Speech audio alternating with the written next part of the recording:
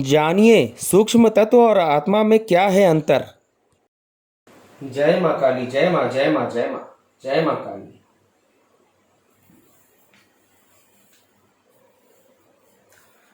जय माँ काली। सभी साधक साधिकाओं और बंधु बांधवों को नमस्कार। माँ काली का आशीर्वाद आपके ऊपर हमेशा बना रहे।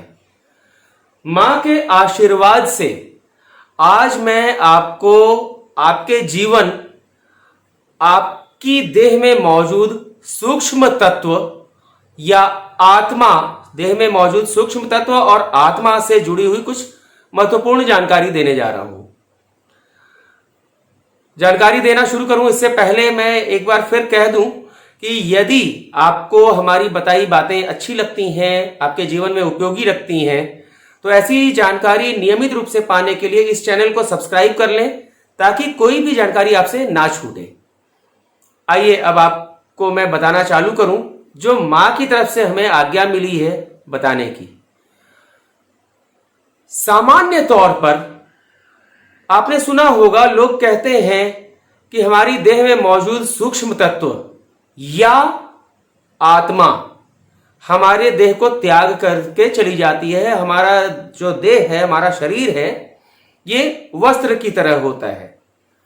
पूर्णतः सत्य है कि हमारी आत्मा और सूक्ष्म तत्व, यहां मैं कह रहा हूं या नहीं, हमारी आत्मा और सूक्ष्म तत्व हमारी देह के निर्जीव होने के बाद हमारी देह से ये दोनों निकल जाते हैं और इसके पश्चात ये भव सागर को पार करते हुए परम लोक में पहुंच जाते हैं, जहां पर कर्मों के आधार पर भविष्य का निर्धारण होता है।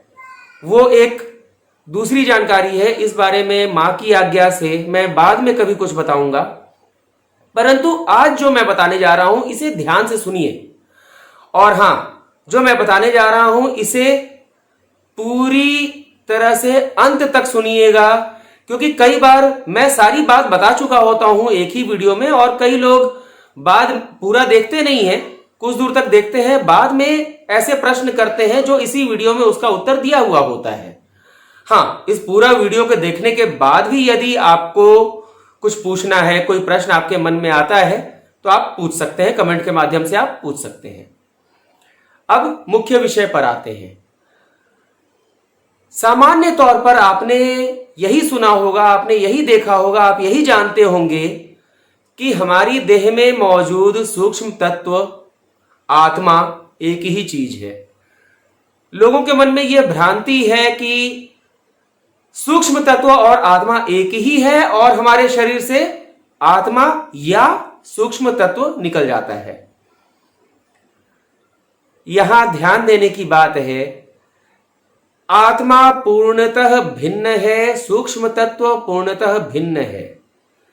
जिस प्रकार हमारी देह एक है, परंतु हमारा मस्तिष्क और हमारा हृदय दोनों भिन्न हैं, उसी प्रकार सूक्ष्म तत्व और आत्मा दोनों भिन्न हैं।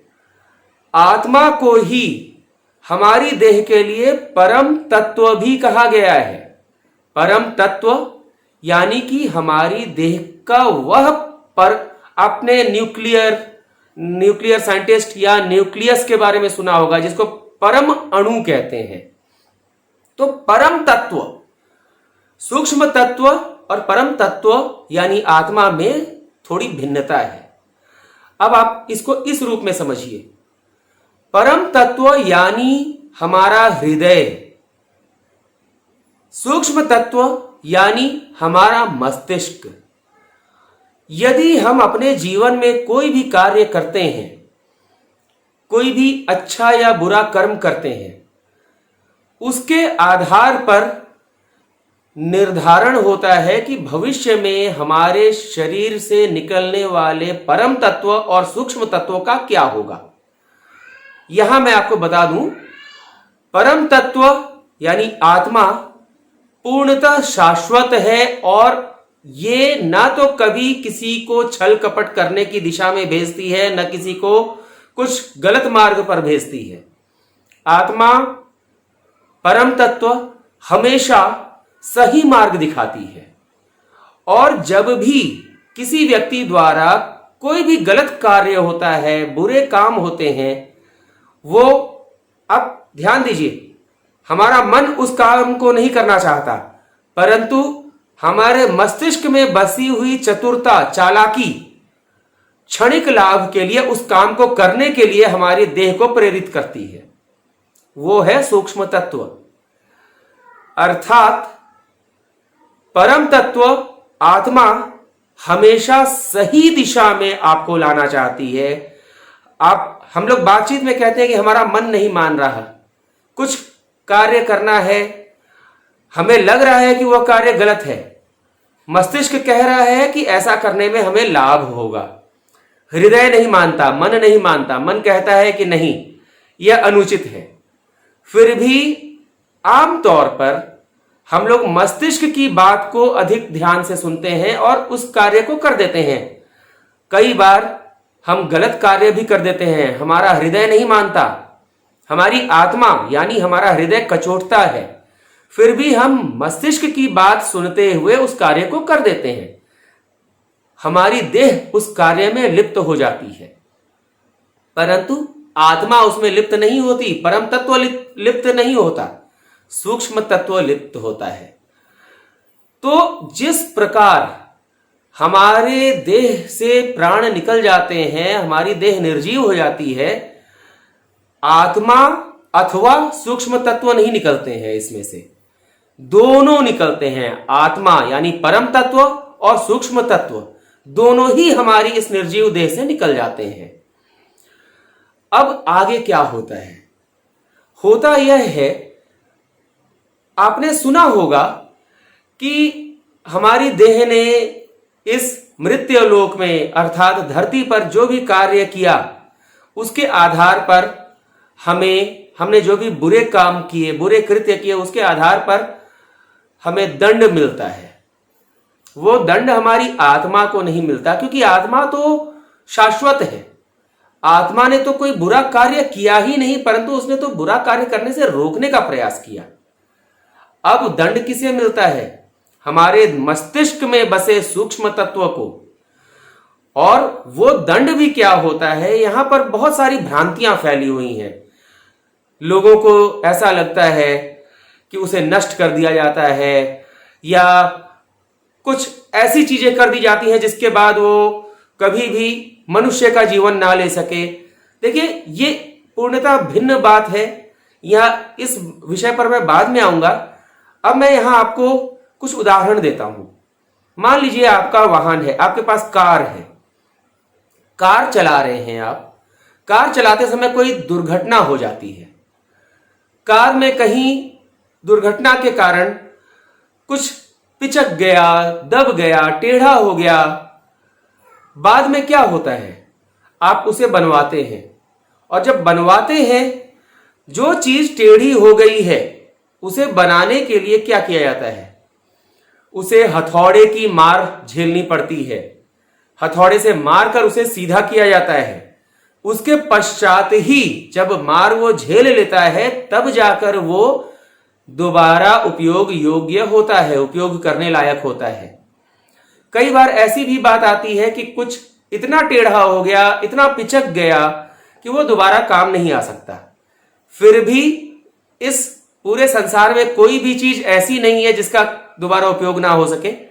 संभव है कि उस वाहन में उसका उपयोग ना हो सके, उसे हटा दिया जाए और उसको दूसरे चीज में काम करने योग्य बना दिया जाए, लेकिन उसके लिए भी उसे दंड झेलना पड़ता है, अर्थात हथौड़े की चोट खानी पड़ती है, उसकी घिसाई की जाती है।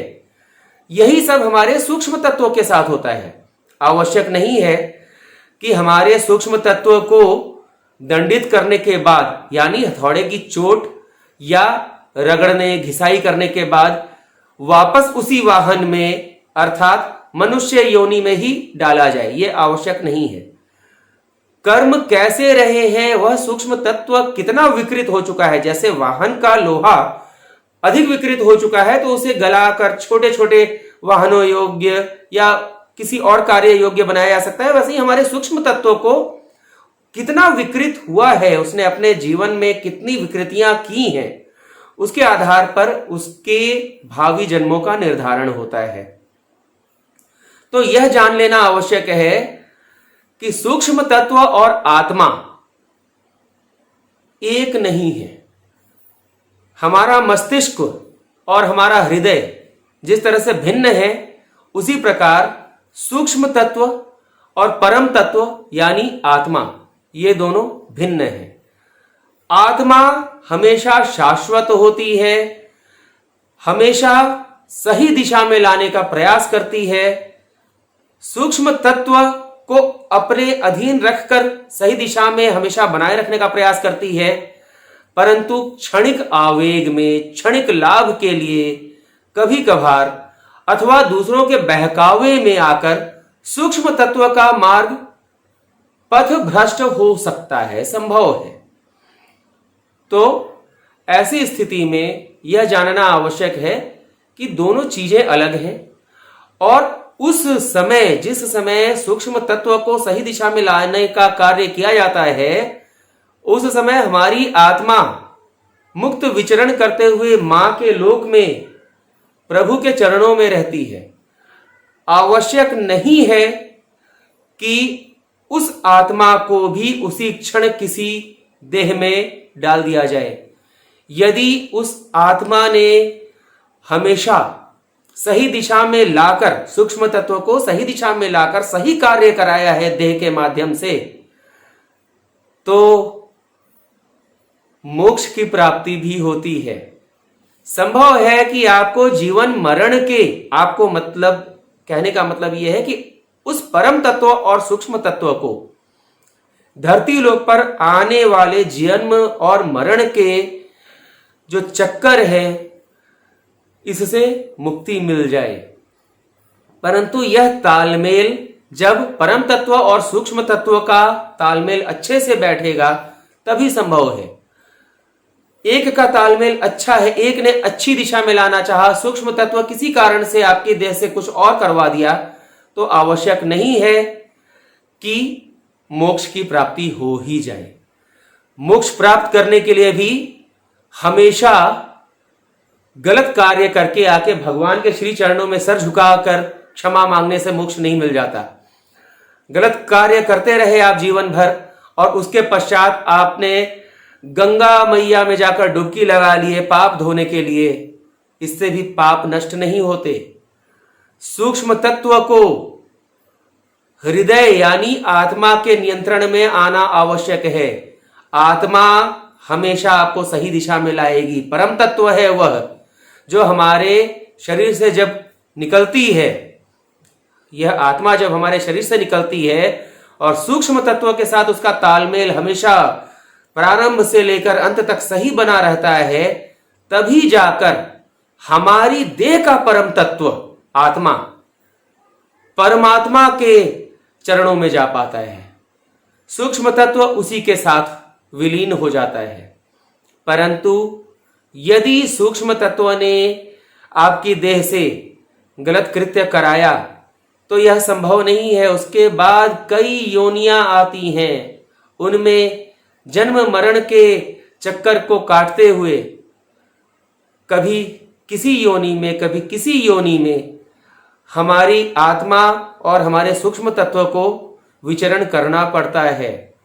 इसलिए सूक्ष्म तत्व और परम तत्व का तालमेल बिठाना आवश्यक है। कोई भी ऐसा कार्य जिसमें आपको क्षणिक लाभ दिखाई दे रहा हो, वह कार्य करने से पहले अपनी आत्मा, अपने हृदय को उसे नियंत्रित करने का अवसर दें।